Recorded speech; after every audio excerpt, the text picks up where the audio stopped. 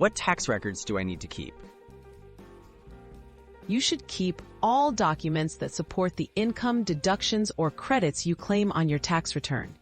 This includes W-2s, 199s, bank and brokerage statements, receipts for deductions, and proof of significant expenses.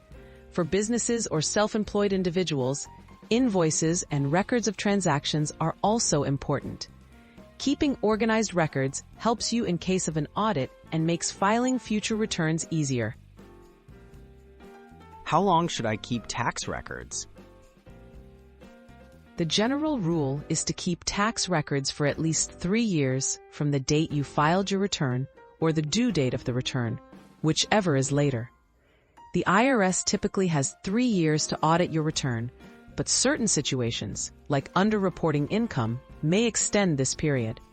It's wise to know the retention period for different documents. Are there exceptions to the 3-year rule?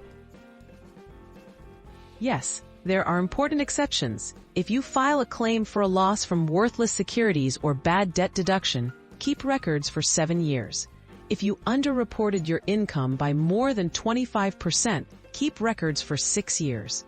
If you did not file a return or filed a fraudulent one, keep records indefinitely. Always err on the side of caution. What about property and asset records? For property, investments, or assets, keep records for as long as you own the item, plus at least 3 years after you sell or dispose of it. These records help you calculate capital gains or losses when you sell. This includes purchase receipts, improvement costs, and documentation proving ownership. Don't discard these records until you no longer own the asset and the appropriate period has passed. Do I need original paper copies?